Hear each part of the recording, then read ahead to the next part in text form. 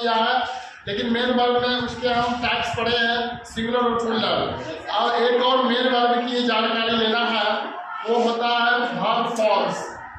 Forms मतलब उसका रूप होता है, कितने रूप में बदलते हैं मेन वर्ब। मेन वर्ब लिखेंगे, the main verb has five forms, F-O-R-M, forms, 5 forms मतलब रूप। वर्ब के 5 रूप होते हैं, वर्ब के 5 रूप होते हैं, V1, V2, V3, V4, V5।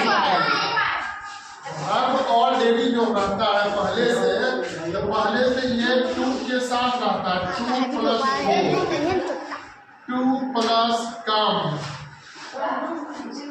2 right, 2 it, 2 play. देखो ये सब वर्ब है, लेकिन ये 2 के साथ रहता है, समझ गया? ये वर्ब है लेकिन 2 रहता है इसमें लगा हुआ। जब वर्ब का आविष्कार हुआ था इसमें देखना है तुमको कि जब वर्ब का आविष्कार हुआ था तब वर्ब 2 के साथ था, 2 के साथ। लेकिन जब ये रूप में आएगा तब ये चेंज होता है, ये 2 हट जाएगा। ये जो 2 बन गया, इसको तुम आगे चल के पढ़ोगे, इसको इन्फिनिटिव कहा जाता है। इन्फिनिटिव आगे चल के मैं तुमको बताऊंगा इन्फिनिटिव क्या है। अगर वर्ब के पहले 2 का प्रयोग किया जाता है वो इन्फिनिटिव कहलाता है। हम आगे क्लास में पढ़ेंगे, लेकिन उससे पहले हम ये देखेंगे कि वर्ब जो है 5 रूप से कैसे बदलता है। गो है तो गो का V1 रूप गो होगा, अगर V2 में चलेंगे तो वेंट हो जाएगा, देखो बदल गया।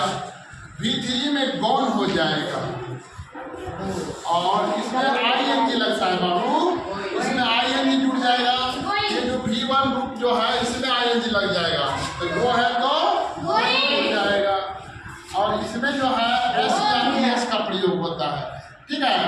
तो गो है तो गोइंग। तो इस प्रकार से ये रूप बदलता है। हम लोग जो टेंस की स्टडी करेंगे, टेंस में तुमको V1, V2, V3, V4, V5 ये सभी वर्ब फॉर्म्स पढ़ने को मिलेंगे। जिसको याद रहेगा वर्ब फॉर्म, उसमें टेंस में उसको आसानी से समझ में आएगा, स्ट्रक्चर समझ में आएगा, कंपोजिशन बना लेगा, English to English, English to Hindi सब बना लेगा, कोई दिक्कत ना होगा। अब कम है तो कम का V1 कम होगा, इसका केम, कम, कमिंग और कम्स। देख लो कैसे बदल रहा है। आगे आइए, राइट है, राइट इसमें रोड,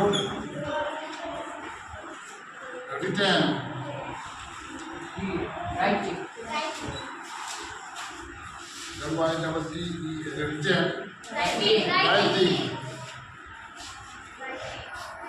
एक चीज तुम ये समझ लेना नोट में कि जिस वर्ब के अंत में ई रहता है तो ई को हटा करके ING लगाते हैं। जैसे राइट है, राइट के अंत में ई है ना, ई हटा दिए तब ING लगा, राइटिंग, राइट।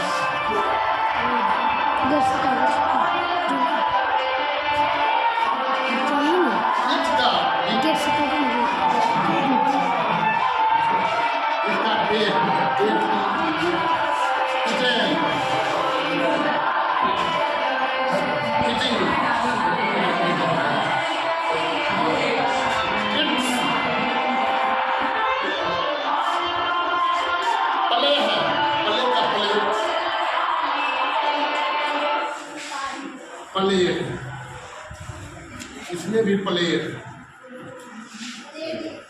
प्लेइंग, प्लेइंग, हाँ इसमें प्लेस, एस पड़ेगा, हाँ प्लेस। तो ये रूप होते हैं वर्ब्स के, मेन वर्ब्स के 5 रूप होते हैं। तो तुमको ये समझ वर्ब फॉर्म्स में ये तुमको समझ में आया होगा कि तुमने ऑलरेडी पढ़ लिया है कि सिंगुलर और प्लूरल वर्ब्स होते हैं, मेन वर्ब। तो मेन वर्ब के जो प्लूरल फॉर्म्स होते हैं वो V1 रूप होते हैं। ये V1 रूप प्लूरल फॉर्म्स होते हैं। तुमको पता है वो है प्लूरल्स। और ये जो V5 फॉर्म्स है ये V5 फॉर्म सिंगुलर होते हैं। ये तुमको दिख रहा है। ये हम जब वर्ब्स का रूप का स्टडी किए तो हमको इस बात की जानकारी मिली कि हमने जो सिंगुलर प्लूरल ऑलरेडी पढ़ लिया है, वर्ब्स होते हैं मेन वर्ब, उसके मेन वर्ब में मैंने देखा कि V1 रूप में वो है और V5 में गोज है। इसका मतलब V5 रूप सिंगुलर होता है, V1 रूप प्लूरल होता है। आया समझ में? और ये चीज समझना तुमको कि V2 और V3 इसका कोई नियम नहीं है, ठीक है, लेकिन V4 और V5 का नियम है कि अंत में S या ES लगता है और अंत में ING लगता है। तो तुमको मेन 3 को याद करना पड़ेगा, V1, V2, V3, V4, V5 तो ऑलरेडी याद हुआ है। क्या V4 में ING लगता है, V5 में S या ES लगता है, बस यही अंतर है। ये वर्ब फॉर्म समझा? तो तुमको याद करना होगा वर्ब फॉर्म्स। बिना याद करने की कोई उपाय नहीं। टेंस में मैं देखता हूँ कि कितना से कितना तुमको याद है। वर्ब फॉर्म्स लिख करके लाएगा घर से, कितना से कितना याद करोगे उतना ही लिखना है। याद रहेगा उतना ही लिखना है, याद नहीं रहेगा उतना नहीं लिखना है, ठीक है? 10 से कम नहीं होना चाहिए, ठीक है? 10 से ज़्यादा हो जाए, 10 से कम पर डे 10 तक वो वर्ब का फॉर्म्स याद करके दिखाना, ठीक है? 10 लिख के लाना है, उसको याद भी करना वर्ब फॉर्म्स, 5 रूप्स, ठीक है? उतारिए इसको।